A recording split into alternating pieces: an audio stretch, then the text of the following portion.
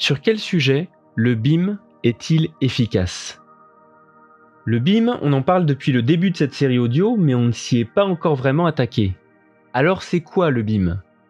Le BIM, ce sont de petites étiquettes attachées à chaque objet modélisé. Comme dans un magasin de vêtements, mais où il n'y aurait que des objets virtuels. Pas du tout comme dans un magasin de vêtements du coup. Sur chaque étiquette est indiquée la nature de l'objet. Est-ce que c'est un mur, une dalle, une toiture? Ses dimensions, son rôle dans la construction, structurelle ou pas, sa résistance au feu, le nom de son fournisseur, sa référence produit, etc. Toutes les informations qui permettent de décrire l'élément, non seulement de manière constructive, mais aussi toutes les informations qui permettent de situer l'objet dans le projet. Le numéro de l'étage, un numéro de série attribué, parfois même certaines interactions avec d'autres éléments, par exemple si c'est un mur relié à une toiture. Tout ce qui est nécessaire pour identifier l'objet modélisé. Et chaque objet de la modélisation a une petite étiquette comme celle-là. Les maquettes BIM correctement dessinées peuvent ainsi survivre au projet d'architecture pour assister la maintenance. Si dans un bâtiment, une ampoule a besoin d'être changée et que sa référence est correctement inscrite dans la maquette BIM, il est assez facile de commander la même pour la remplacer à l'identique. Vous comprenez que modéliser en BIM prend un certain laps de temps en plus d'une modélisation classique, sans compter le temps de vérifier l'ensemble des données régulièrement afin que toute la modélisation soit correcte. Pour gagner du temps, on automatise certains réglages en utilisant une charte. C'est soit la machine qui règle certains paramètres automatiquement, ou soit l'humain qui modifie manuellement les objets en répétant plusieurs fois la même opération, comme s'il était lui-même une machine. Oui, le BIM nous transforme parfois en machine, mais on ne va pas se plaindre, nous ne sommes plus à l'époque des gratteurs des années 60 qui dessinaient inlassablement à longueur de journée les mêmes modules d'aménagement. Alors, quelles sont les étapes du processus lorsqu'on se lance dans un projet BIM? Eh bien, pour commencer, l'étude de l'existant. Là-dessus, le BIM est assez efficace puisqu'il est facile d'importer des documents cadastraux ou des relevés de géomètres afin de partir d'une base géométrique solide. Pour l'étude des règlements d'urbanisme, c'est plus compliqué. Ces règlements sont tournés de manière à ce que seuls les services d'urbanisme de la ville les comprennent et les interprètent. Ces règlements sont tels qu'il est souvent impossible de les modéliser totalement en 3D. Cela dit, une démarche paramétrique pourrait apporter une aide précieuse ici, puisqu'on pourrait imaginer un script qui permette de visualiser le potentiel constructif d'une parcelle. Le programme pourrait adapter le volume potentiel constructible au volume envisagé par l'architecte, tout ça en temps réel. En tous les cas, les logiciels BIM ne nous aident pas ici. Une fois le potentiel constructif détouré, il faut projeter. À cette étape, chacun sa méthode, car le BIM n'apporte pas de solution. Certains cherchent des projets de référence, d'autres dessinent à la main, d'autres encore dessinent sur d'autres logiciels 3D.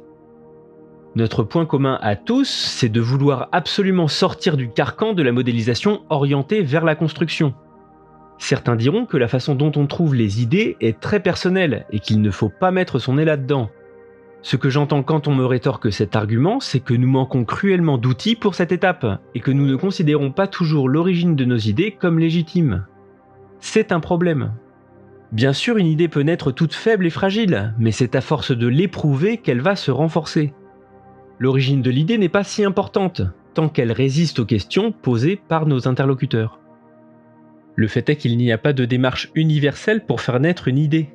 C'est souvent la fécondation d'une problématique par un hasard passager qui la fait naître. J'ai l'intime conviction que personne ne prend de mauvaises décisions, et que les mauvaises idées viennent toujours des questions mal posées. Citons Édouard Michelin, une question bien posée est une question à moitié résolue. Certaines idées sont plus fortes que d'autres. Lesquelles? Celle du patron ou celle du client. On ne mord pas la main qui nous nourrit. Une fois les idées rassemblées, on peut repasser sur le logiciel BIM afin de les dessiner. Si on dessine un objet standard, il n'y a pas de problème, le logiciel BIM sait le faire. Si l'on souhaite dessiner un objet non standard, il faut créer la silhouette de cet objet, éventuellement sur un autre logiciel, et renvoyer vers une fiche descriptive complète. Comme on le voit, le BIM est très clivant entre ce qui est standard et ce qui ne l'est pas. On ne dessine pas tout de suite avec une précision extrême. Rien ne sert de dessiner trop vite, il faudrait tout recommencer à la moindre critique. Non, le dessin d'architecte est un long discours écrit à plusieurs mains, à la recherche d'un consensus collectif. Au fur et à mesure de l'étude architecturale, des rencontres avec les clients, avec les bureaux d'études, le dessin se clarifie, se précise et s'argumente, de manière à ne laisser plus aucun doute à personne. Un dessin fini ne convainc pas grand monde, c'est le processus de dessiner de plus en plus précisément qui met tout le monde d'accord. Tout doucement, au fur et à mesure des semaines et des rendus, c'est une longue danse qui met lentement les intervenants à la même cadence. Au fil des niveaux de détail, le dessin se clarifie, la modélisation se précise, les choix se tranchent. À chaque étape de dessin en BIM, et quand la maquette est propre, si elle ne l'est pas, rien ne fonctionne. Quand la maquette est parfaitement propre, donc, on l'envoie à nos multiples partenaires, les bureaux d'études, qui vont pouvoir placer leurs propres éléments dans notre dessin. Le BIM permet effectivement à nos partenaires de dessiner sur le même support que nous, suivant la même charte. C'est une plus-value précieuse.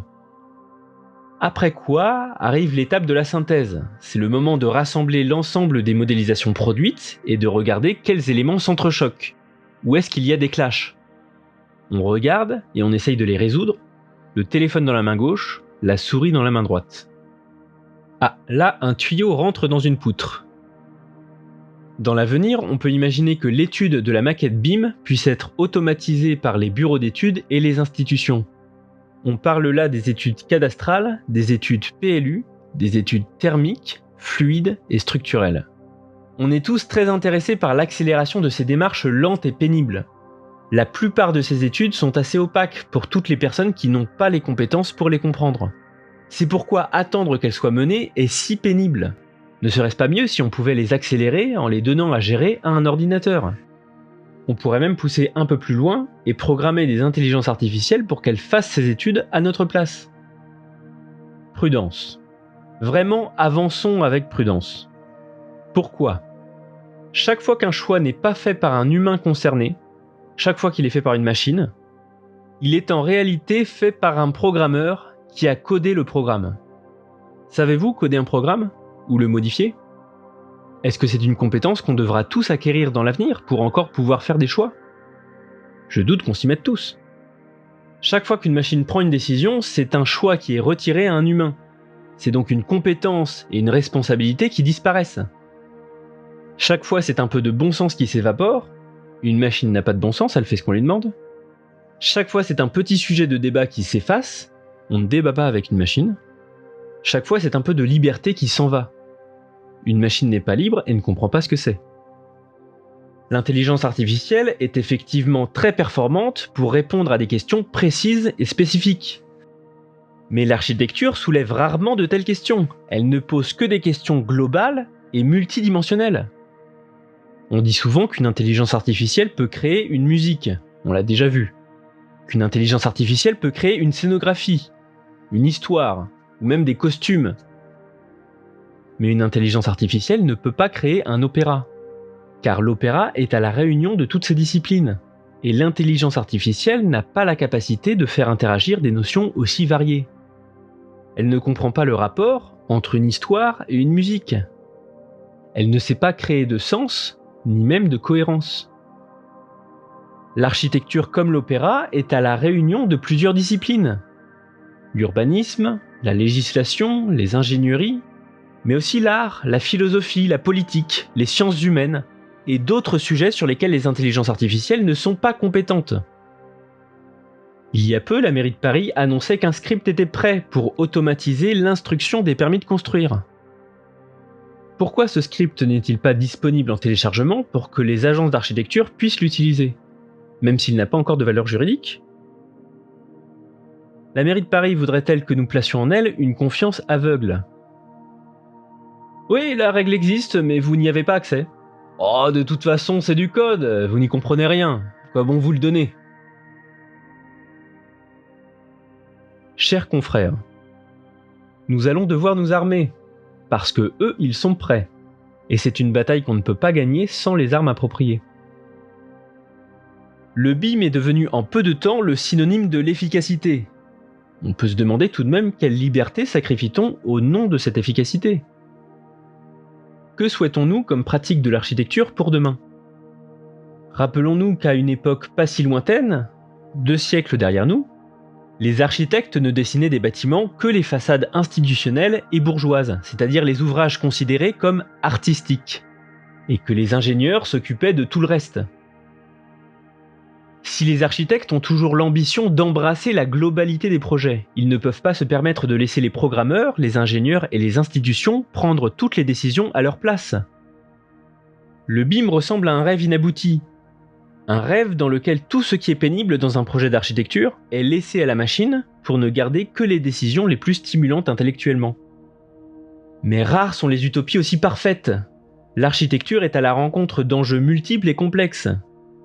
Aujourd'hui, l'urgence écologique est telle que beaucoup des pratiques habituelles que nous avions jusqu'à maintenant doivent être remises en question. Peut-être que le temps de l'automatisation n'est pas encore venu. Il serait certainement plus pertinent de travailler à la vertu plutôt qu'à l'efficacité.